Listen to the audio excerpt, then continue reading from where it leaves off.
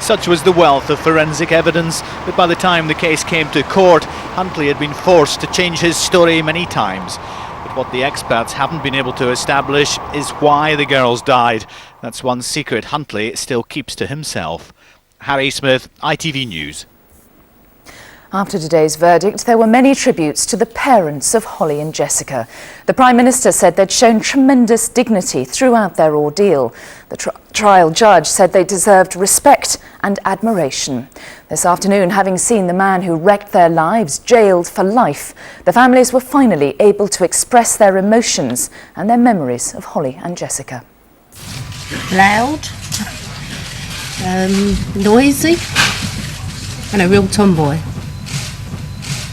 Happy, no worries, just enjoying life, and just always happy, always smiling. Great sense of relief. There was certainly no sense of euphoria, just a relief that we'd got to the end of that process. Thank you.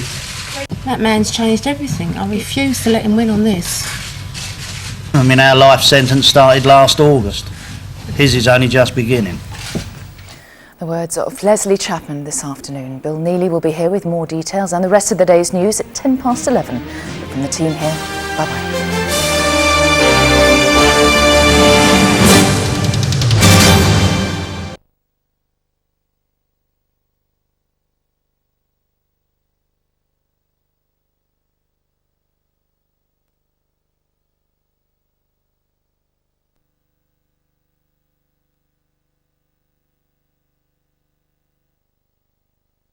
That there was no indication of, I couldn't express just how dismayed. I feel physically sick actually to think that was the background of a man that was appointed here. The checks failed. It gave this man a position of trust with children.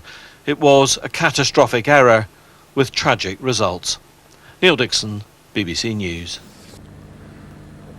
Well, one of the reasons why this whole sorry saga has been so difficult for the people of Soham is that the events which happened here were all in a very public part of the town. Now, this is the car park. It's all dimly lit now, of course, but this is the car park which the CCTV caught Holly and Jessica. It was vital in the case, trying to find their movements. And then the sports centre, where they bought the sweets from a vending machine.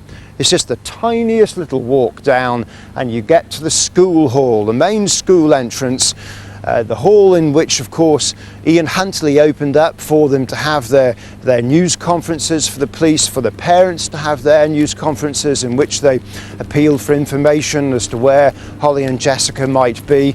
Now, this area, of course, is all very dark at the moment. Most people have gone home, apart from media vans, a large media interest in the story. Media staying away until after 5 o'clock at the request of the school authorities. Soham Millennium Walk is just 100 yards here. This is a myriad of footpaths. This is a public area, despite the fact this is the school. This is the corner which Ian Huntley and Maxine Carr were filmed going round into a meeting. It's all public, all of it. And that's the great problem, because here you have that great brooding presence dominating an area which children all the time, children go through here. And that's why they've planted the trees and the shrubs. You can do that, you can shutter it all up, you can paint the shutters green, you can pretend that this dreadful scene, this ghastly house is not here. I'm afraid the reality is that it is, and that the authorities here are desperate to get this particular house knocked down, the scene where Holly and Jessica were killed, and they will do so soon as they're given permission to. Now that it is no longer a court exhibit, now that the verdicts have gone through, the politics will go on. David Blunkett made it clear that there will be an independent inquiry into why all those things which Neil Dixon was outlining went wrong. Soham will hope that it gets its caretaker's house knocked down. From Soham, back to Peter and Louise. Chris, thanks very much. 19 minutes past 9 here on BBC News 24. We will return to Chris Eakin up in Soham. We'll also return to the story in general because, as we've heard tonight, Cambridgeshire Police admitted that at one point during their investigation they were pretty much swamped by the sheer size of the inquiry that they had to mount. We'll have a report from our Home Affairs correspondent on that story for you before the end of this half hour. Also, just time to bring you some breaking news here. The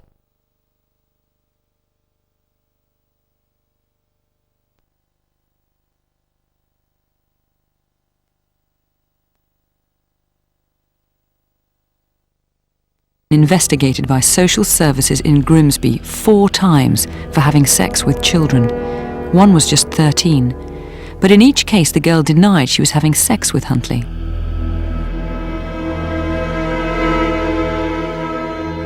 The young people concerned never made any complaint. They were never in a situation where they were prepared to actually say, yes, I'm involved with this man. Now, what the local authority then does with those sorts of situations is inordinately difficult in terms of how you pursue those matters. We passed on all of that information to the police, where we had contact with the young people.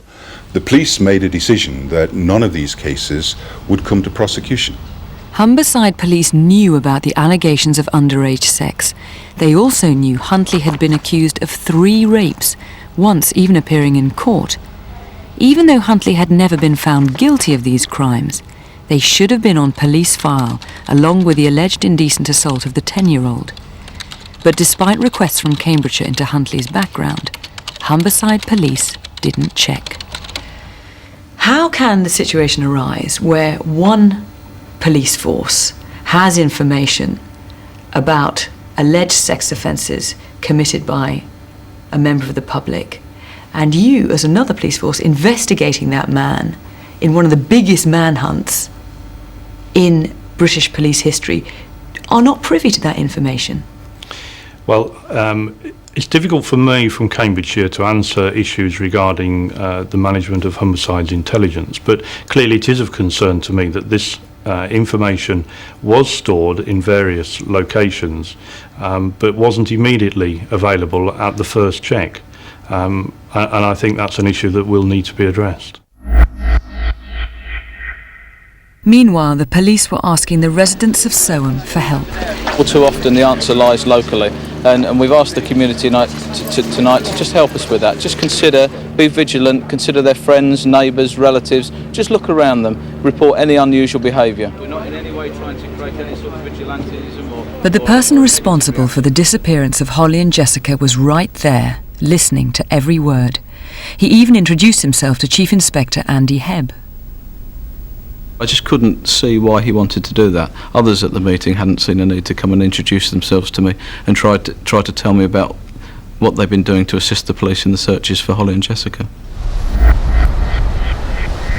can start on this first field, which is just round the other side of this tree. The net was closing in on Ian Huntley. The police now had evidence that Jessica's mobile phone had been disconnected outside Huntley's house at the time the girls disappeared. They knew about Huntley's sexual history in Grimsby. They also knew that Carr had lied about being with Huntley in Soham that night. But Chris Stevenson didn't want to arrest Huntley just yet. We still had a faint hope, and it was faint, that Holly and Jessica were still alive. And I was conscious that if Ian Huntley was the person that was holding them, by arresting him, I could cause difficulty for the 2 girls. So I decided that we needed to interview him again through robust interview techniques to ensure that we got a full, detailed story from both him and from his partner Maxine Carr about the events of the Sunday night and what they were doing. Ian Huntley and Maxine Carr agreed to be interviewed by police. Journalists found out they were being taken away and descended on 5 College Close.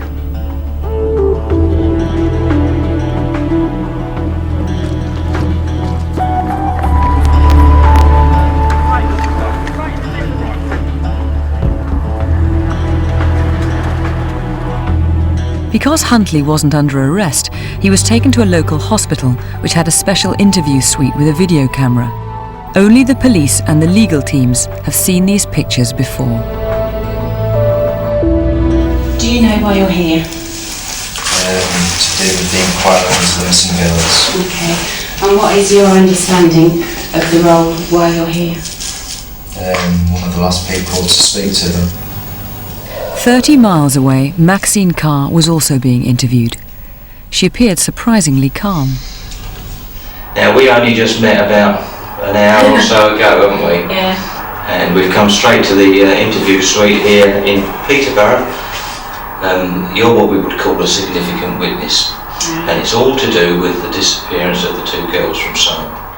The police interviewers wanted to know exactly what Huntley and Carr had done from the moment they got up on Sunday, the 4th of August. We don't really go out a lot. We generally stay in the house. I mean, if we go out, we just go down to a pub in Littleport. You know, we don't mix with the neighbours. So, I mean, one Sunday or another Sunday is very much alike to us, I suppose. Carr was in Grimsby that day, but she fabricated a detailed story to back up what Huntley was saying, right down to inventing what they had for lunch. The other full Sunday lunch, like Sunday Roast roast. beef, Yorkshire puddings, cauliflower, cabbage and roast potatoes. So you prepared all that? Yeah. Cooked it? Ian's still in the house I then? cook the beef on the Saturday. I always cook the beef on the Saturday. Yeah. So I don't have to get up. I know it don't take that long, but when it's out of the way and you can just cook it then. Why did Maxine not go out and walk the dog? Is there reasons why she doesn't walk the dog? No, normally she does. Right. She's not the other one, but she was doing housework on Sunday afternoon. She was doing housework. So he then took the dog out straight away? It was quarter past one when he took the dog out. And is that a normal thing that he would do after dinner on a Sunday? It is when I want him out the way. And did you want him out that way? Yeah, because I wanted to get on with the flaming pots and the housework and everything. And he's no good to me. He's absolutely no good in that respect. In that department. Police were astonished that Carr was able to lie so convincingly. Maxine Carr was absolutely quite incredible throughout several hours of police interviewing, and I should bear in mind she was being interviewed as a witness at this stage, not a suspect. She was actually happy, she was giggling at the questions, she actually sat there almost like a little girl. She was able to add incredible detail to the story, to the alibi, and she wasn't even there. Police wanted to test Huntley on his version of events, so they repeatedly asked him about when he met Holly and Jessica outside his house, the moment which decided their fate. I remember looking at the Man United tops, thinking good taste. And that was it, I think, really. Can't remember thinking anything else. Okay, and then what happened? If we're doing this in a freeze frame snapshot, say if we've slowed down the film, Yeah. what exactly happens next? You look up, you see the girls, what happens next?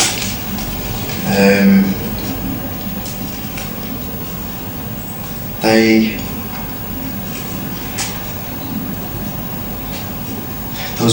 sounded like mumbling to each other, and they kept looking over at me. They slowed the walking right down.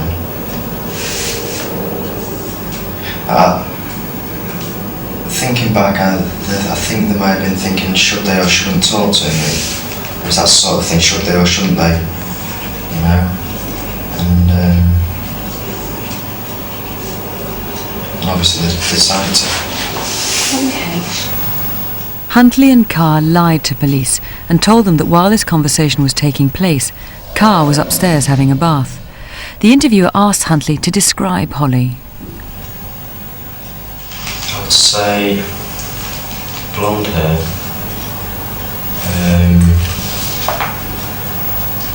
about shoulder length,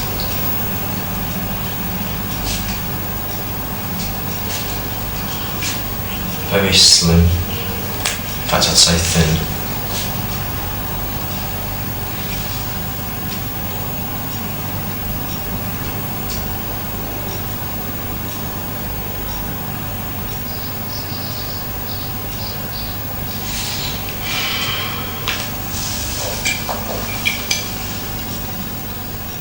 The pressure was beginning to show. Huntley knew that one slip-up could give him away.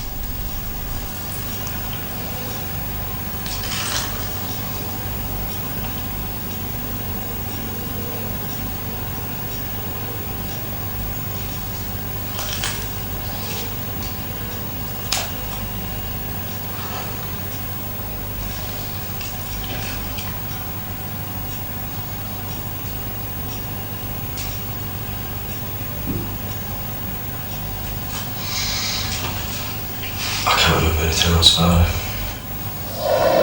Have you spoken to Ian since, or that night, that morning, about, one of the questions I would have maybe asked is, I came around here, what did they want? What did they do? I've asked him 18 times what they said. Did they actually ask for me? Which directions did they come in? Yeah. Did they say where they were going? Did they say anything about barbecue? I mean, I've made him feel like a suspect in his own right, really, because I just keep sort of, well, are you sure they didn't say anything else all the time? We now know that Huntley killed Holly and Jessica inside his house, but this is what he told police. So just to rewind a tiny bit then, Ian, you described to me how the girls turned and walked away and you saw the rear of their shirts with Beckham on. Yeah? Which direction did the girls actually walk off in? They headed off to my left, which would, if they stayed on the path, take them to the direction of the library. Okay. And how long do you think this whole conversation actually took place for? A minute. Not long. Way. Everybody, because they're just not that kind of kid. No. They just don't. Do you know them that well to know that they wouldn't run away? They love their family too much. Right, yeah. After more than an hour of intense questioning, both Huntley and Carr were given a break. Okay, yeah, we'll leave it there and have a break, shall we? And we're going to switch the tapes off. Okay? As Huntley and Carr lied their way through the interview, millions tuned into the news that they were being questioned. More now on our main story, and police are questioning a man and a woman about the disappearance of the missing schoolgirls, Holly Wells and Jessica Chapman. Richard Bilton is in Soame. Richard, what's the latest? Literally within the last 2 minutes, the home of Ian Huntley and Maxine Carr, which is just across the green there, you can see a collection of police officers and the media, although the media will be moved away shortly. They've just gone in there to start their forensic examination. During a break, Carr caught sight of the news on TV in the canteen. She was disturbed by what she saw. But unfortunately the telly was on over there and you've seen the news coverage of all sorts of allegations about you and Ian, that you've been arrested and this and the other. As I said to you at the time, I know you were a bit upset over there and I know you're okay now because I've talked you through it. You are a witness. Yeah. You are a significant witness, which is why we're sitting here with you, just trying to jog your memory. I'm just wondering what the whole of Soame's thinking we are. Well, we'll discuss that issue later, but measures will be put in place for Huntley hadn't seen the news. He had no idea how close he was to being found out. Throughout any of this, Ian, was there any occasion that you actually came into contact, physical contact, with the girls? Physical contact? No. Okay. Did anything else happen before they turned? Did anything else happen? Yeah, or was anything else said before they actually turned to walk away? I don't think so. Okay. At any stage did they go, like, into the house, into the doorway, over the rest of the garden? No. Okay. So they turned and they walked away. Meanwhile, interviewers were talking to Carr about her relationship with the girls. Later, she'd claimed Holly was the kind of girl she'd love to have had as a daughter. When they found out that I was engaged, when are you getting married? And Jessica was like, oh, well, I'll wear a dress when you get married because... And I said, well, you'll know, you can't be a bridesmaid. I'll wear a dress for that day, sort of thing. She's always in tracksuits or stuff like that. Everything would suggest that she had a very strong relationship with the girls. And yet, in spite of that, she still corroborated with him to provide the false alibi. It might be that you were one of the last people who's actually seen Holly and Jessica. And your information can only but help us. It's still the same day and date, and this interview is now concluded. Thank you. Thank you. Huntley and Carr went to a hotel for the night while searches of their home continued. The police put them under surveillance to see if they would lead them to the girls. But at 11:30 p.m, as recorded on this police video, never shown before, detectives made a grim discovery in the school storage building known as the hangar. The room appears to be filled with sports equipment. They found 2 Manchester United shirts and the rest of Holly and Jessica's clothes at the bottom of a waste bin, covered with a bin liner. It was a devastating moment, particularly for the officer whom Huntley had helped to search the school buildings the night the girls went missing. I think the thing that haunted me most was the sudden self-responsibility of worrying that I'd missed them, that we'd missed them, that they were somewhere either I had not managed to get to because I never got back to searching the sports centre, or the fact that he'd controlled me away from places and that I was totally controlled. The man had taken over, and I hadn't picked up there was anything wrong with him.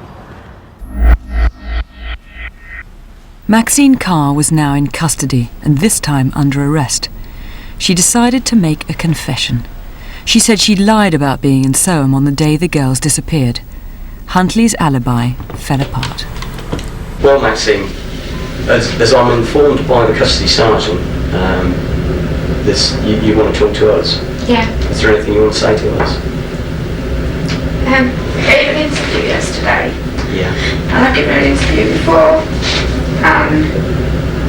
The interview I gave, I wasn't in Soham on the 4th of August. I went in Soham on Saturday, the 5th of August. I wasn't in Soham on the Monday either.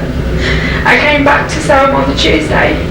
I was actually in Grimsby, and the reason why I told the police that I was at home is because my partner Ian, he was accused in 1998 of attacking a girl, raping a girl. It went to court, he was put in a prison and bail or whatever. Then the police, after so many months, came up with this videotape of him in a nightclub at the time that it was supposed to have happened. And he was acquitted, and he had a nervous breakdown and everything else. And when I found out that he was the last person to see them at that time, to speak to them, I just didn't know what to do.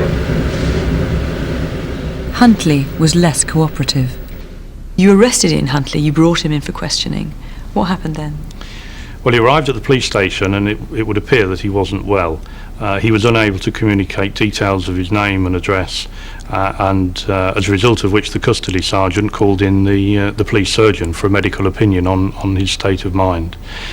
We then had further psychiatrists to assess him during the day on Saturday, but it was impossible to get any form of communication going with him. What, so when you asked him a question he just wouldn't answer?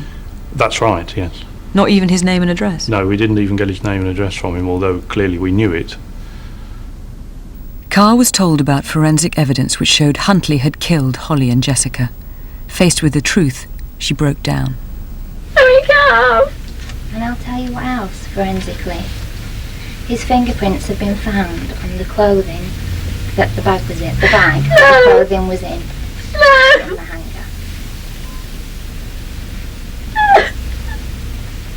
Now you wanted facts, and you wanted to know about the forensic side. I can't help it. I can't help it.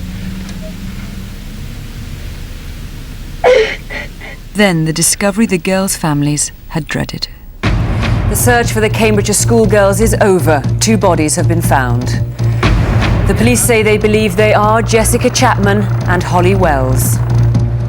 The bodies had been discovered by 3 members of the public 11 miles from the girls' homes, near an RAF base in Suffolk.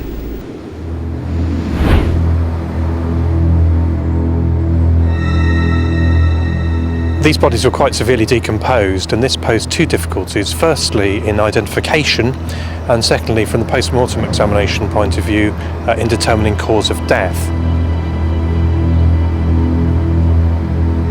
Because it's such an isolated site, it was very hard to contain and make sure that we didn't have the press coming closer to the scene whilst we were trying to recover evidence. The following day, the bodies of Holly and Jessica were taken to hospital for a post-mortem.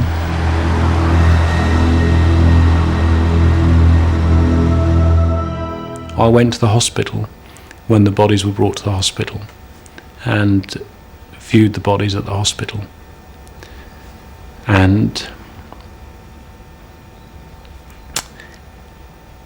every time I've met those parents since, I felt guilty because I've seen their daughters after and they didn't. And you haven't forgotten that? No.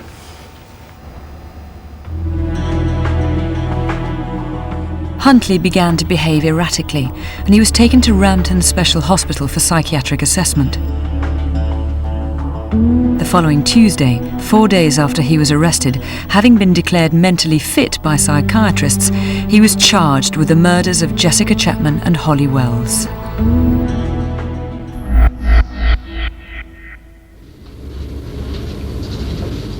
Can you give me your full name and address, please?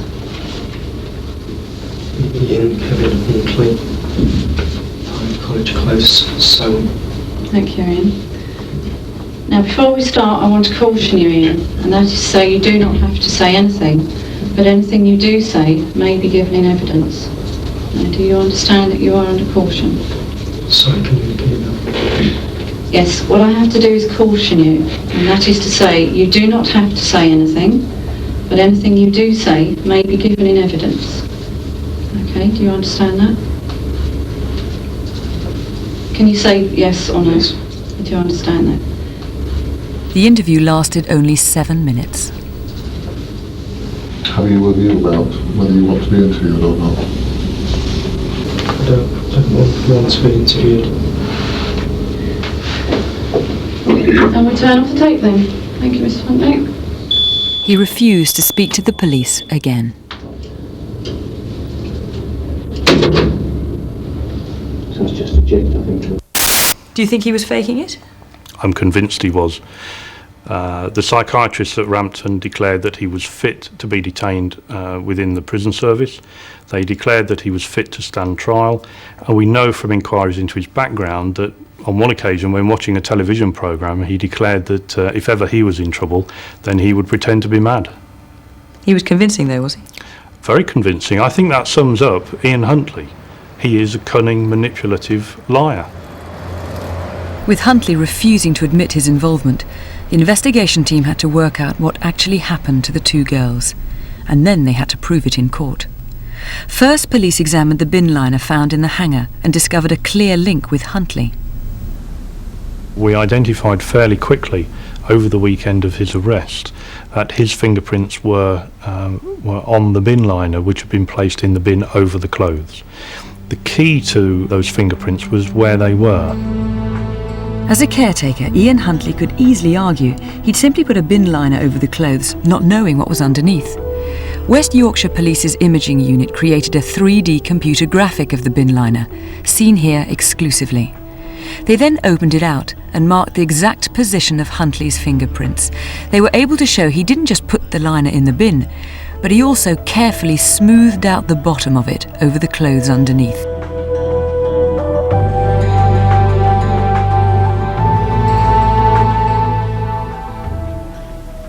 When police went in to search Huntley and Carr's house, they found it was immaculate. To the left is the living room. We found very few fingerprints, which is unusual. Normally people living in a house leave fingerprints behind. And I'm convinced that the walls were scrubbed, carpets were cleaned, and in fact the dining room carpet was quite wet. But police were still able to find fibres from Holly and Jessica's clothes all around the house and on Huntley's clothes.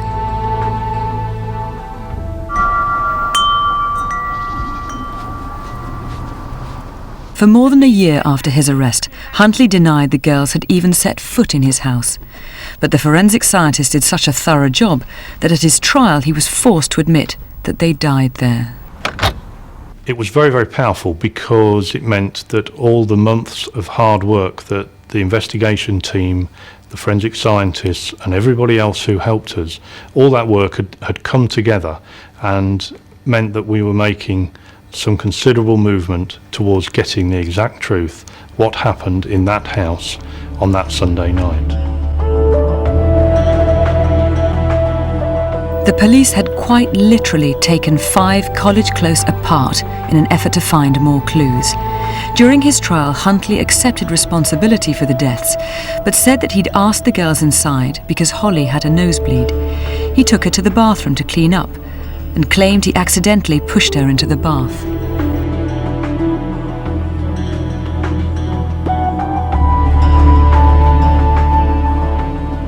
you would anticipate anyone with a nosebleed either to cause blood staining to that upper clothing, or if miraculously for some reason such blood staining didn't occur, had she been immersed in the bath, one would expect contamination of the bath water with that blood from her nose.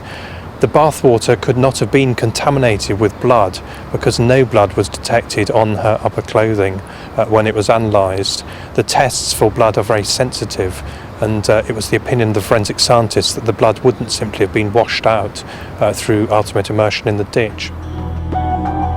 In court, Huntley claimed that Holly drowned in the bath and that he accidentally smothered Jessica when he put his hand over her mouth to stop her screaming. What he was suggesting really beggars belief. You don't just get shoved into the bath and then drown in the presence of other people. Other people tend to save one another. Smotherings don't occur in mid-air. You've got to hold the person's head against something. And if smothering is what took place, I think it would have been more than apparent to the person applying the hand what they were doing. Police believe that on the night of the murders, Huntley waited until dark and put the girls' bodies in the boot of his car. He then drove to the secluded track at the RAF base at Lakenheath in Suffolk. He knew the area well because his grandmother lived nearby and he was a keen plane spotter. He left the bodies there, confident they wouldn't be discovered. 3 days after he'd killed the girls, Huntley was starting to panic about DNA evidence he may have left on their clothes. Police think he returned to Lakenheath to cover his tracks. We know he asked questions on the Wednesday of a police officer in Soham about whether you can retrieve DNA from clothing. We know from a witness that he went to visit or was in the area of his grandma's house at Lakenheath on that Wednesday evening. I'm convinced he went back that evening, cut the clothes from the bodies to try and destroy any forensic evidence, and at that time set fire to, or attempted to set fire to the bodies, and certainly caused a fire sufficient to destroy any forensic evidence. Huntley decided to hide Holly and Jessica's clothes somewhere that had already been searched and which only he had access to, the college storage building or hangar. At the end of the trial, 3 questions remain. Why did Ian Huntley kill Holly and Jessica? Why did Maxine Carr lie to protect him? And how did Huntley, a suspected paedophile, ever end up working with children? Huntley was extraordinarily jealous and possessive about Carr. He didn't like other men to even look at her. His reaction one Christmas Eve when Carr had a quick dance in a club with her friend Marissa was typical. And then when we came back, when we sat down, who are you looking at, Maxine? You were staring at that bloke. That bloke was staring at you, Maxine. Maxine says, I don't know what you're on about. I'm dancing with Marissa. You come and dance with us if you think somebody's watching us. He says, right, I want to go home. So we had to go home. So we went home. I was supposed to go to their flat for a drink. He went, good night, and that's it, and shut the door. And then about 5-10 minutes later, he was arguing with her, saying that these blokes were looking at her and everything like that, really sort of blaming her. These men are looking at her. Until the weekend of the murders, Huntley and Carr had never spent a night apart. Huntley may have been frightened that the relationship was breaking down, and he didn't have a new girlfriend lined up. We know that on the Saturday night, Ian Huntley had been looking for a partner to go to nightclubs with and failed, but was aware that Maxine was going to nightclubs with people in Grimsby. And then on the Sunday night, when he found out that she was going out again, he wasn't happy. There's no doubt about that. And I think that was very much a factor in what happened to Holly and Jessica. He took his anger out on them. I think that's probably the case, yes. We also know that Huntley was a predatory paedophile who'd got away with abusing young girls in the past. Huntley has been connected with a number of inquiries, alleged rapes, indecent assaults, underage sex with girls, that kind of thing. He clearly has had a past. None of these have resulted in any conviction against him, which I think probably gave him some confidence. Carr always admitted she lied, and today was found guilty of conspiring to pervert the course of justice. But the jury decided she was not guilty of assisting an offender. What I did protect Ian from was the past. I protected him from people slagging him off about a past that was nothing. No. That is all I've ever protected Ian from. Let's talk about that then. Why did you do that? Because I have to see his family and I have to see Ian. If you see your partner, the person that you love, in tears, because he thinks that all of a sudden somebody from Grimsby is going to ring up and say, oh, did you know he'd been accused of this before, and the police are going to target everything at him. You know, he's frightened. Later in court, Carr claimed that she lived in fear of Huntley. She described him as that thing. Her former neighbour says she was aware of Huntley's violent behaviour. I could hear him slapping her, and I can hear her shout, stop kicking me, and all this lot, and I thought, oh, not this again. So I went round, and I should have kept my nose out, but I went round, knocked on the door, he looked through the bedroom window, and he says, what do you want? I says, leave her alone. If it carries on, I'm going to call the police. And he told me just to go away. And then next day he come round and apologised. In court, Carr claimed she was being branded another Myra Hindley, but said she would never have lied for Huntley if she'd had any inkling he'd killed Holly and Jessica. No, you can't. No. I can't.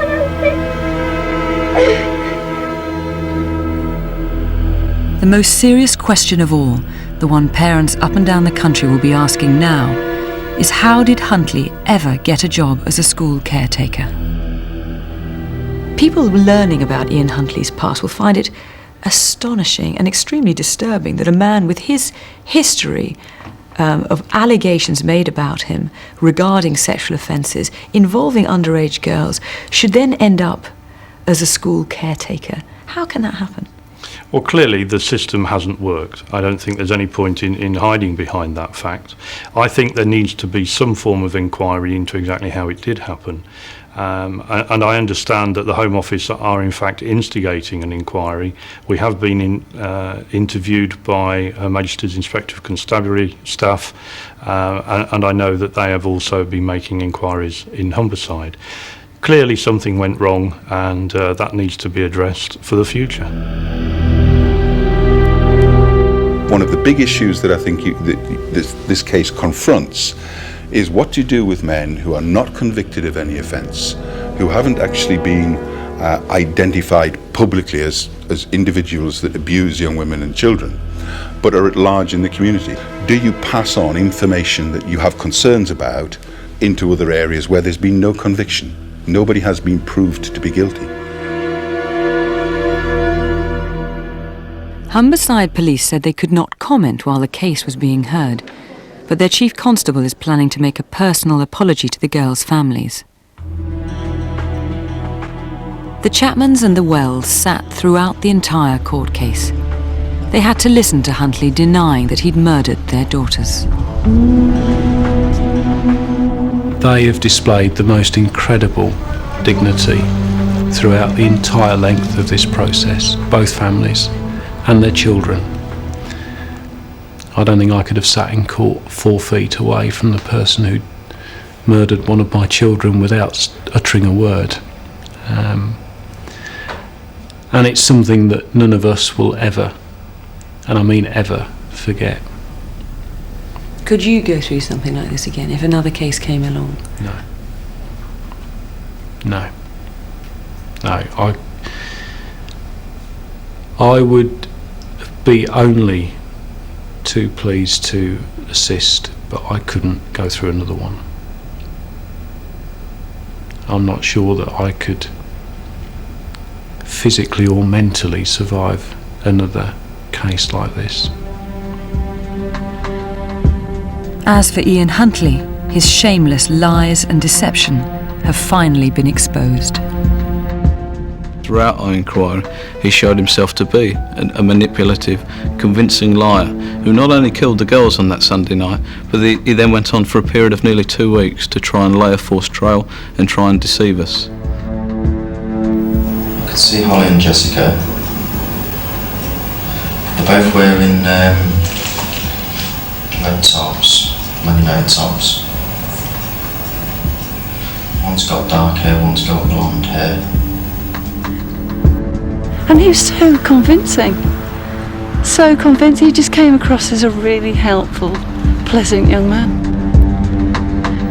Throughout any of this, Ian, was there any occasion that you actually came into contact, physical contact, with the girls? Physical contact? He can't face reality. That's the difficulty. And he's still attempting to minimise what he did. To think that I might be the last friendly face that these two girls had to speak to before something's happened to them.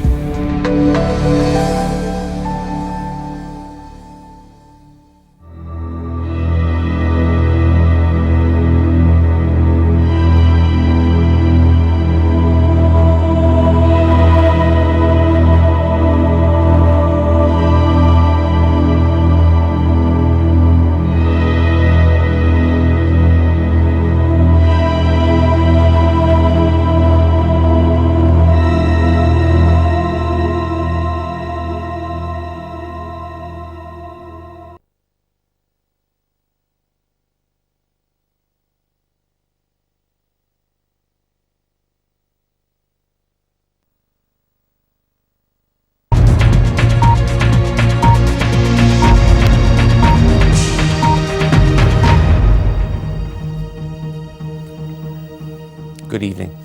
Ian Huntley is tonight starting a life sentence for the murders of Holly Wells and Jessica Chapman. His former girlfriend Maxine Carr was found guilty of conspiring to pervert the course of justice, but cleared of assisting an offender. She was sentenced to 3.5 years. After the verdict, it emerged that Huntley had been the subject of previous police investigations into offences involving young girls. And yet he'd still been able to get a job as a school caretaker in Soham. The Home Secretary, David Blunkett, has ordered an independent inquiry into what went wrong.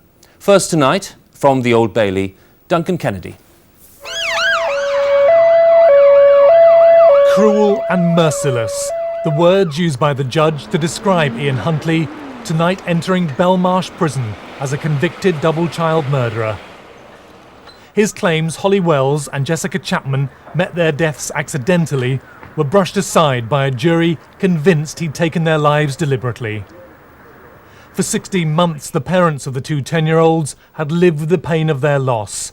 Today, they would see justice. The moment of the verdicts came dramatically at noon. The ashen-faced Huntley and Carr were ordered to rise. First to Huntley, guilty of murdering Jessica Chapman, guilty of murdering Holly Wells. Then to Maxine Carr, the jury deciding she didn't know what Huntley had done, so cleared her of 2 counts of assisting him, but found her guilty of conspiracy because she'd given him a false alibi. Holly and Jessica's parents watched everything. Kevin Wells on the right nodded at each verdict. His wife Nicola wiped her eyes. Leslie and Sharon Chapman sat absorbing the moment. The sentencing and the damning comments from Mr. Justice Moses followed shortly after. Starting with Huntley, he gave him 2 life sentences with these words.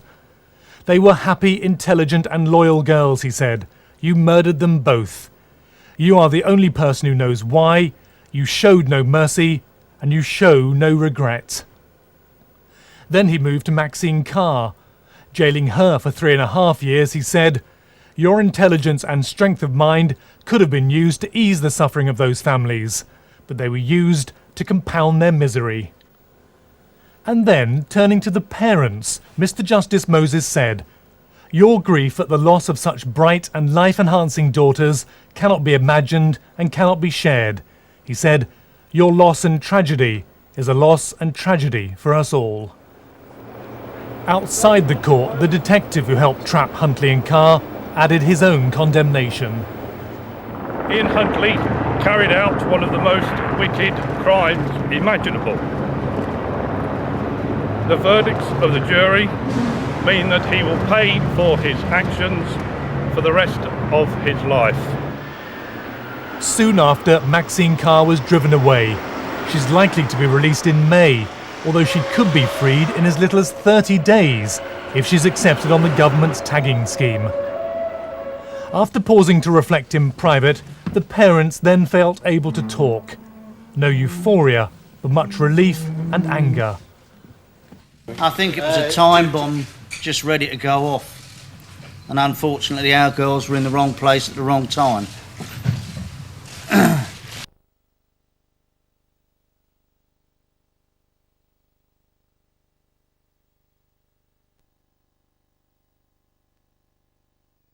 Just what an impact the murders had had. Natalie Parr was Holly Wells' best friend. She's even got a certificate to prove it. Hours before Holly and Jessica Chapman were killed, Natalie was with them. She'd spent the night with Holly and would have stayed with her two friends had she not had to go home. Whether they'd still be alive today if Natalie had been there is constantly on her mind. I think about that a lot, especially when it first happened. I was very wary and I thought, but why didn't I stay? Why? And that's the question I always ask myself. I always ask why. And do you ever answer it?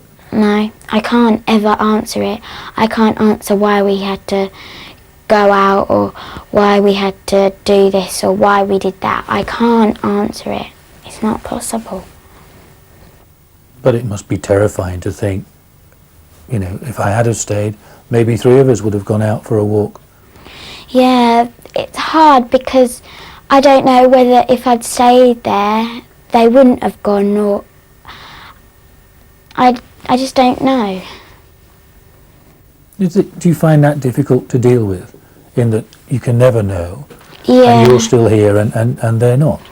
Sometimes I hate myself because I didn't stay, but sometimes I hate myself because I went and I didn't stay. And it's hard really to juggle what you should and shouldn't have done. Natalie continued to write to Holly and Jessica in her diary long after the girls were dead. They're buried in Soham, not far from where they lived. Natalie visits their graves regularly, and for those few moments the three friends are together again. It's hard because you get very emotional, but what I always try and do is go in front and so I can be on my own for a little while. And then I'll talk to them and tell them what's been going on at school, and as if they were still here. And then when the people that I'm with come, and then we lay the flowers, and then we sort of cry, and then we go, and then we go another time and we do the same. Natalie is now a student at Soham Village College, where Ian Huntley used to be the caretaker. She has nothing but revulsion for the man who killed her friends. I hate him to pieces, really. I hate anybody that had anything to do with it, and I personally don't think they should be allowed to stand up and talk anymore, in my opinion, because they took two people's lives and they've only got one life. They can't ever repay for that second life. Never. Maxine Carr was the classroom assistant for Holly, Jessica and Natalie, and she was close to all three of them. Well, I did know her very well. And there was one time where me and Jessica were with her and it was just us, and we were talking to her instead of doing our schoolwork.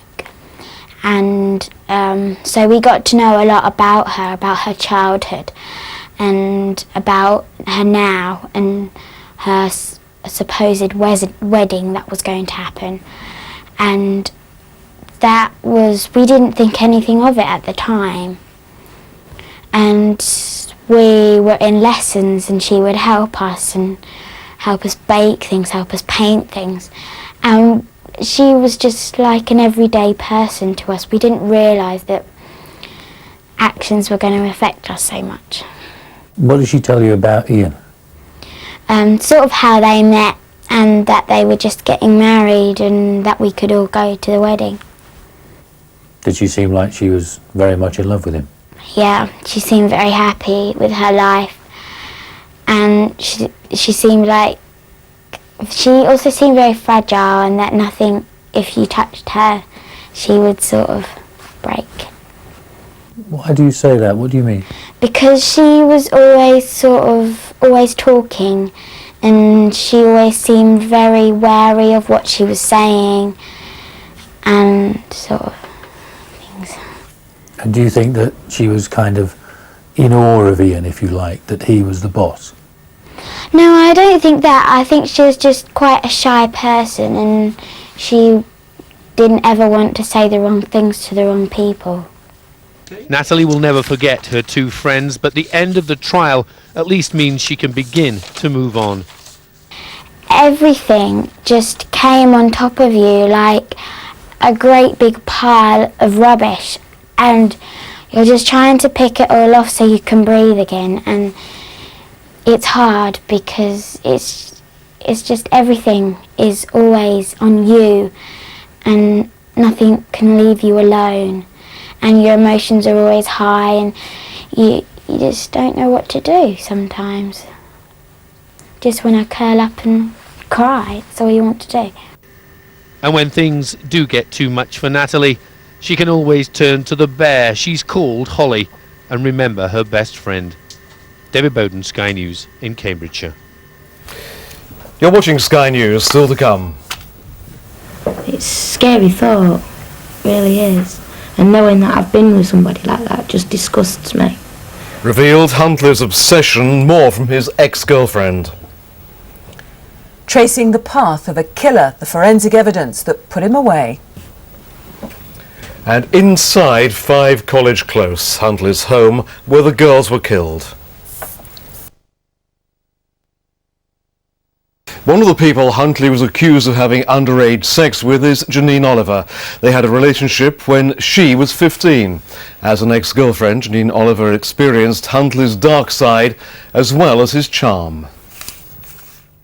At the time I found it quite flattering to think that someone of his age would find someone of my age attractive. But now when I look back on it, it's a bit daunting, it's a bit worrying. The police never got brought into it. Social services said that because I was 15, I was coming up to the age where I was old enough to decide for myself. My mum and dad hated Ian. They always did. But there wasn't really anything that they could do, social services said. They had to just stand by me and be there for me, which they were.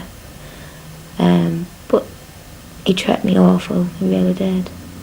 He had a thing about school uniforms, definitely. And all the girls that he was seeing at the time that he was seeing me, behind my back, was all my age, all underage, apart from one lady. So, yeah, he had definitely an interest in younger people. He used to take care of some young girls, he used to babysit for them and that, and he, really got on with them well, but I never thought anything, bad about it or anything like that.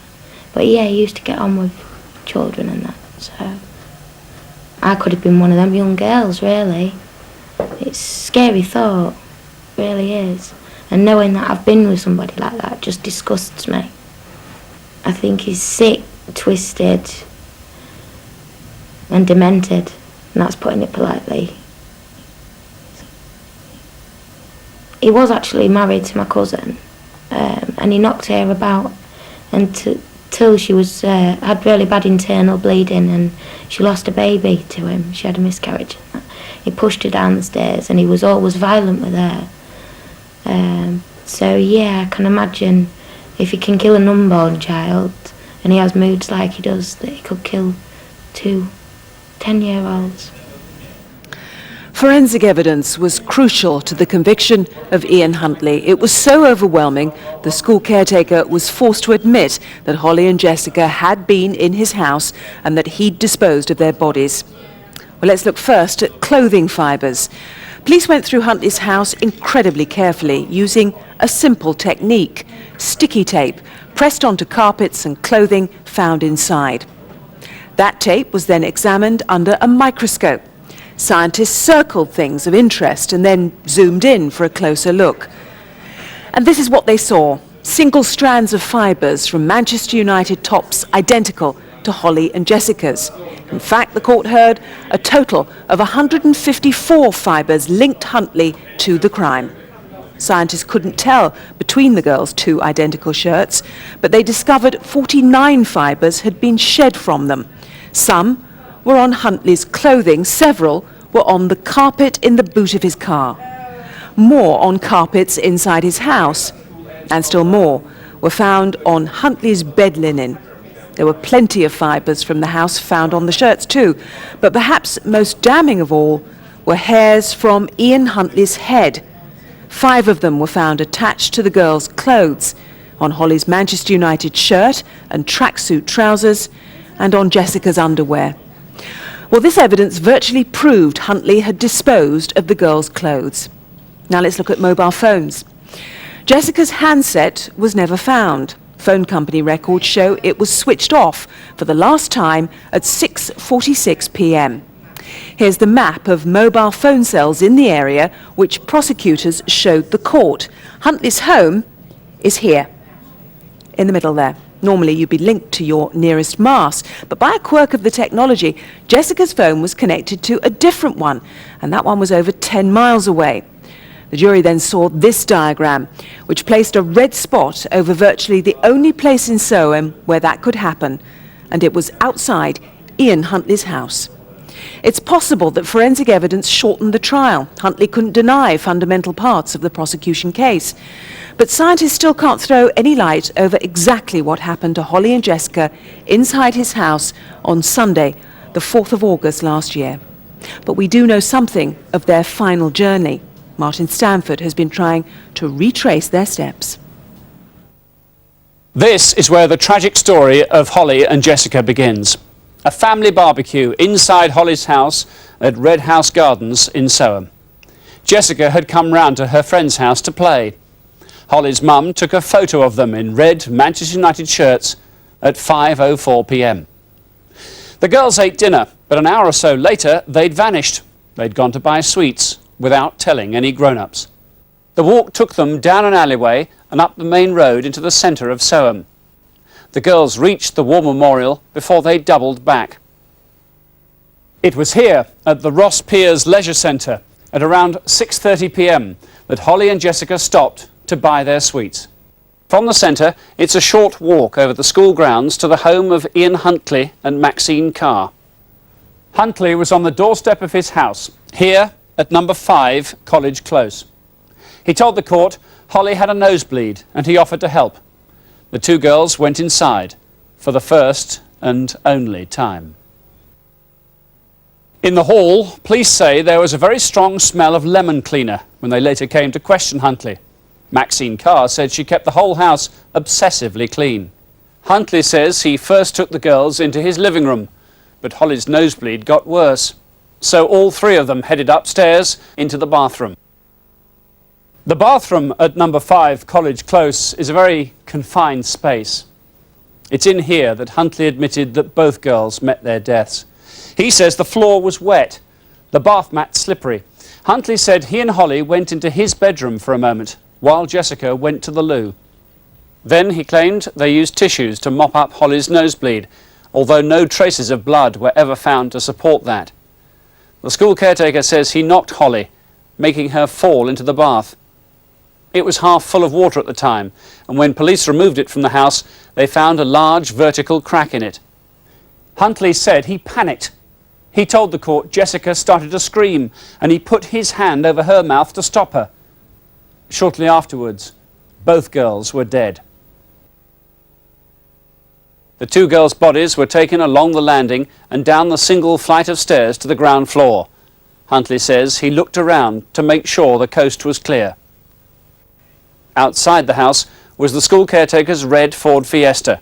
It was parked with its boot nearest the door. And it's this car that Huntley used sometime on Sunday evening to take the bodies of Holly Wells and Jessica Chapman to a ditch in Lakenheath, where they were later found. Stay with us here on Sky News for more on the Soham murders.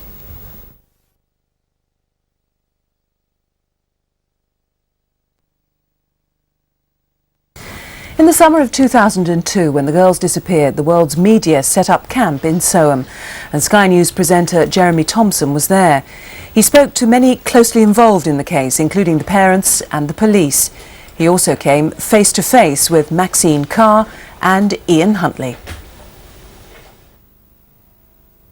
They seemed fine, very cheerful, happy, chatty, just seemed like normal, happy kids. Ian Huntley's seemingly innocuous words were to come back to haunt us all. The girls had been missing for 4 days when I first arrived in Soham, and you could already feel the growing anxiety and fear in this small country community. Gone were the friendly faces I'd remembered so well working here many years before as a trainee reporter on the Cambridge Evening News, covering the parish council and local football matches. By August 2002, Soham was a town in trauma. Police officers and those now familiar posters of Holly and Jessica in their red shirts were everywhere. Closed-circuit TV footage of the girls' last walk past the sports centre was released to jog fading memories. At that time, we all felt there was still some hope. 1 week on and things were looking pretty desperate though. The police investigation seemed to be stalling, so we tried to establish a detailed timeline of the girls' last movement, from the sports halls through the village college and here to College Close, and in particular we came to this house, number 5. We wanted to speak to the caretaker at the school, Ian Huntley, the last man to have seen the girls alive. Now today, his house is completely boarded up after over a year of detailed forensic work by the police behind those doors. But that day, Ian Huntley walked out of the front door past his red Fiesta, shook hands with me, and we had a chat. He seemed a slightly wary, troubled man. He had very dark rings under his eyes. But even then, I still had no suspicion at all that he was to be the killer. Ian Huntley here is a familiar figure. Evening, Ian. Evening. You're the school caretaker. The girls, Jessica and Holly, would know you, and they saw you on the front doorstep. What went on?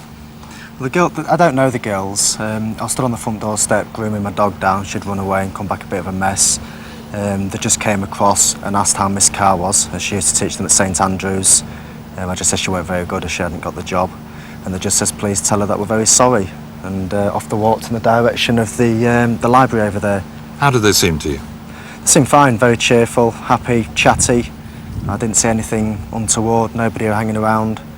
They just seemed like normal, happy kids. Safe and well? Yeah, absolutely. And you may, as it turned out, have been the last person to actually chat to them before they vanished. Yeah, that's what it seems like. And it's a mystery absolutely, still not solved? Yeah, absolutely. I mean, everybody around here, I've been speaking to a lot of people, and what they're saying is, while there's no news, then there's still that glimmer of hope, and that's basically all we're all hanging on to. And there was nothing that Sunday evening that gave you a glimmer of suspicion that anything was wrong? No, not at all. Minutes later, I interviewed Huntley's girlfriend, Maxine Carr, right here in the main street, live on Sky News. Once again, I had no reason to suspect her of any wrongdoing. You knew the girls. What were they like? Tell us a bit about them. Lovely, really bubbly girls. They're ever so funny, they're brilliant, they're kind to everybody. They wouldn't say a bad word about anybody. And they love their families and everything, which is why nobody believes that they would ever run away. They was very close to all their family. Tell us something about this card you're holding. This is something I'll probably keep for the rest of my life, I think. It's what Holly gave me on the last day of term. She was very, very upset because I didn't get my job, and she just gave me this with a poem on the inside, saying to a special teaching assistant, really, and we'll miss her a lot and we'll see her in the future. And that's the kind of girl she was. She was just lovely, really lovely. That's really very sweet, isn't it? Yeah. Any thoughts tonight? 11 days is a long time. If they could see you now, what would Maxine Carr say to Holly and Jessica? Just get on a phone and just come home. Just come home. Or if somebody's got them, just let them go. Doesn't matter where you let them go, as long as you just let them go and let them come home. It struck me as slightly odd that she referred to the girls in the past tense. Maybe just a slip of the tongue. That evening, Huntley and Carr went to a community meeting at the village college. They'd been showing an unusually keen interest in the case. The next morning, Holly and Jessica's parents bravely faced the world to make yet another appeal for help to find their little girls. And you just hope, upon all hope, that everything works out. One person at least already knew that appeal was in vain. In the last few minutes, a 28-year-old man and a 25-year-old woman, both from the Soham area, have been spoken to by police officers and have agreed to give witness statements to us. They have both been taken to police stations elsewhere in the county for that purpose. The names, of course, were Huntley and Carr. Suddenly everything fell into place. I began reporting live from outside their home as the police began their search for evidence. We replayed the interviews I'd done just 24 hours before. Now they had much more meaning and menace. A suspected murderer and his lover. Later that night, the police released them. I had Maxine Carr's mobile phone number, so I gave it a call and managed to speak to both her and Huntley. They seemed very strained, very distant, didn't want to say much. But they said they were okay and that they were pleased to be back together again, didn't know whether they were going to be talking to the police. But within a few hours, they had been arrested in connection with the murder of Holly and Jessica.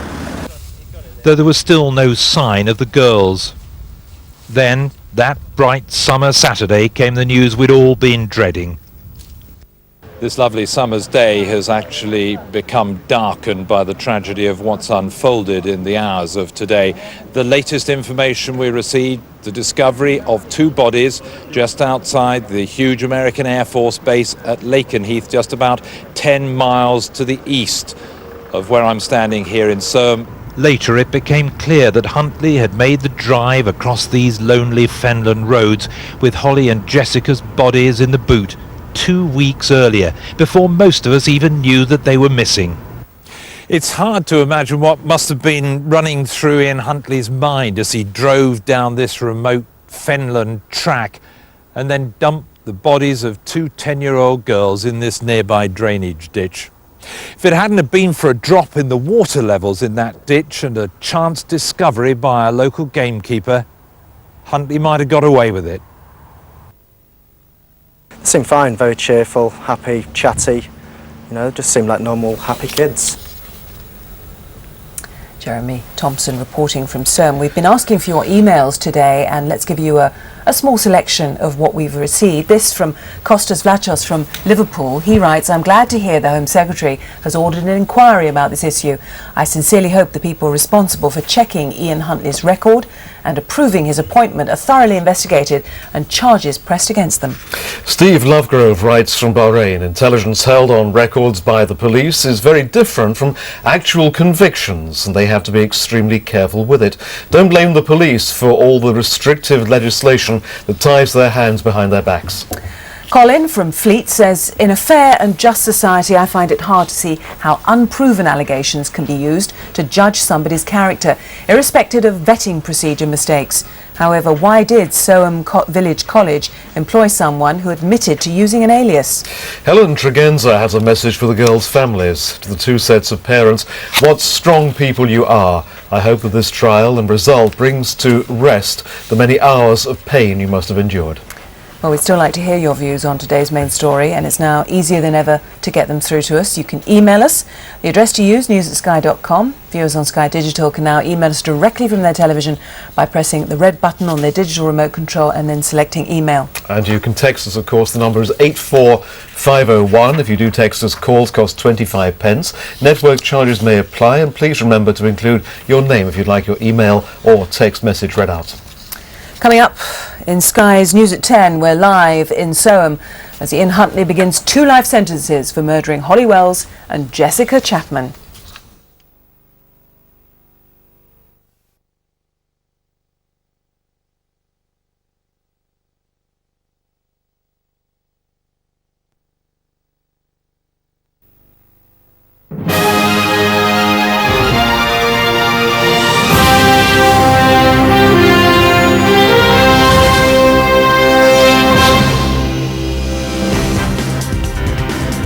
Tonight on Sky News at 10, Ian Huntley is found guilty of murdering Holly Wells and Jessica Chapman.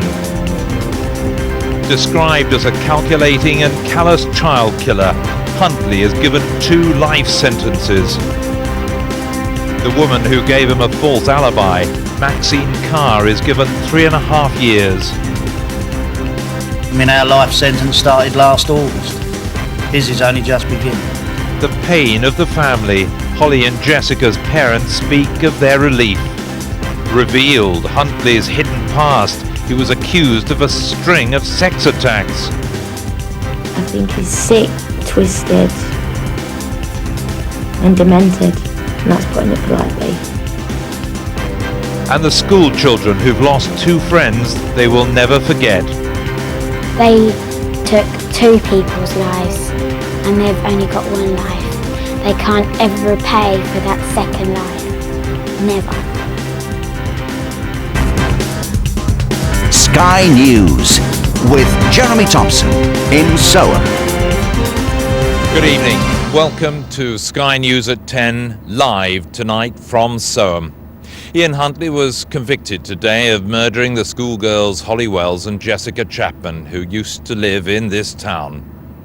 After a 6-week trial at the Old Bailey, the jury decided that Huntley had murdered them in this house behind me, number 5 College Close. It's where Huntley and Carr used to live. It's now been boarded up. Huntley was given 2 life sentences for murder. The judge, Mr. Justice Moses, told him, "You showed no mercy, you show no regret." He said there are few worse crimes than your murder of those 2 young girls. Huntley's former girlfriend, Maxine Carr, was given a 3.5-year sentence after being found guilty of conspiring to pervert the course of justice. She was found not guilty on charges of assisting an offender. With the 16 months she's already spent inside, Carr could be free early next year. It has been revealed that Ian Huntley was a sexual predator who'd been accused of a string of sex attacks on young girls. Tonight, the government ordered an investigation into the failings which had allowed Huntley to get a job as a school caretaker. Sky's Michelle Clifford was in court for the verdict and the reaction afterwards. Sheer relief was etched on the faces of the parents who for 6 long weeks have had to control their emotions in the face of the most harrowing evidence. But tears flowed as the man who murdered their daughters was condemned as cruel and merciless and sentenced to life behind bars. But that relief is tempered by the fact that they may never know how their daughters died. There's only one man who can answer that question, and whether he has the guts to answer that question publicly is down to him. The only thing that I'd like to say is that the next time I have to see him is like we saw our daughters, and that's in a coffin. Our life sentence started last August. His is only just beginning. They thanked those responsible for bringing the girl's killer to justice, and then a brief moment for 2 mothers to remember their daughters. Loud,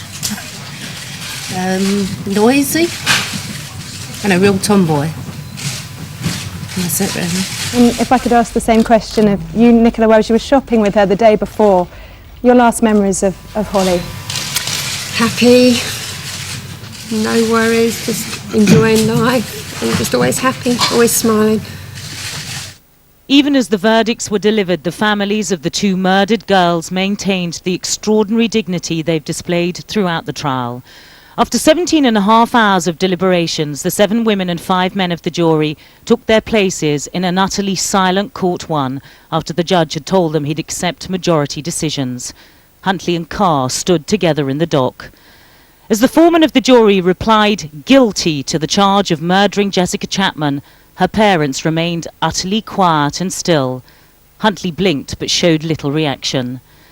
Seconds later, as Holly's family heard the word guilty for a second time, her mother simply bowed her head. Her father nodded.